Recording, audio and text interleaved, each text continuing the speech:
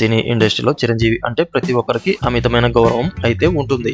ఎందుకంటే ఏ సపోర్ట్ లేకుండా ఇండస్ట్రీకి వచ్చి ఒక్కడే ఎదిగి ప్రస్తుతం తనకంటూ ఒక స్థానాన్ని ఏర్పాటు చేసుకున్న చిరంజీవి గురించి చాలా మంది గొప్పగా చెబుతూ ఉంటారు. చిరంజీవికి ఉన్న ప్రతిభనే అతన్ని ఆ స్థానంలో కూర్చోబెట్టింది అంటూ తన అభిమానులు అయితే చాలా గొప్పగా చెబుతూ ఉంటారు. ఇక ఇలాంటి క్రమంలోనే చిరంజీవి తమ్ముడు అయిన పవన్ కళ్యాణ్ హీరోగా సూపర్ సక్సెస్ అయ్యాడు. ఇక దాంతో పాటు జనసేన పార్టీ పెట్టి ప్రజలకు సేవ చేయడానికి ప్రత్యక్ష రాజకీయాల్లోకి పోటీకి దిగాడు. ఇక రీసెంట్ గా వెలువడిన ఆంధ్రప్రదేశ్ ఎన్నికల ఫలితాల్లో భారీ విజయాన్ని సాధించాడు. పిఠాపురం ఎమ్మెల్యేగా గెలుపొంది అసెంబ్లీలో అడుగు పెట్టడానికి రెడీ అయ్యాడు.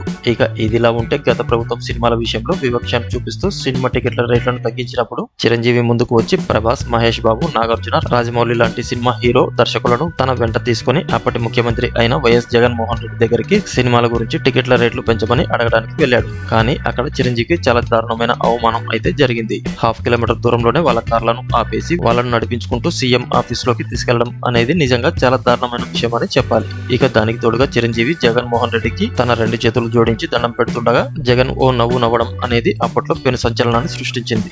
ఇక దానికి ఎలాగైనా సరే రివెంజ్ తెచ్చుకోవాలనే ఉద్దేశంతోనే పవన్ కళ్యాణ్ చాలా గట్టి పోటీను ఇస్తూ వైసీపీ పార్టీ రూపురేఖలు లేకుండా గల్లంతయ్యే విధంగా ప్రణాళికలు రచించి సక్సెస్ అయ్యాడు. ఇక మొత్తానికైతే పవన్ కళ్యాణ్ గత ఎన్నికల్లో ఒక సీటు మాత్రమే గెలిస్తే ఇప్పుడు పోటీ చేసిన 21 ఎమ్మెల్యే స్థానాల్లో 21 గెలిచాడు. అలాగే 2 ఎంపీ సీట్లకు పోటీ చేస్తే ఆ 2 సీట్లను కూడా గెలిపించుకున్నాడు. ఇక మొత్తానికైతే పవన్ కళ్యాణ్ 100% స్ట్రైక్ రేట్ తో ఈ ఎలక్షన్ లో ఘన విజయం సాధించి గేమ్ చేంజర్ గా మారాడు. మరి ఏపీ ఎన్నికల్లో పవన్ కళ్యాణ్ సాధించిన విజయంపై మీ అభిప్రాయాలను ఇక్కడ కామెంట్ల రూపంలో తెలియజేయండి ఫ్రెండ్స్.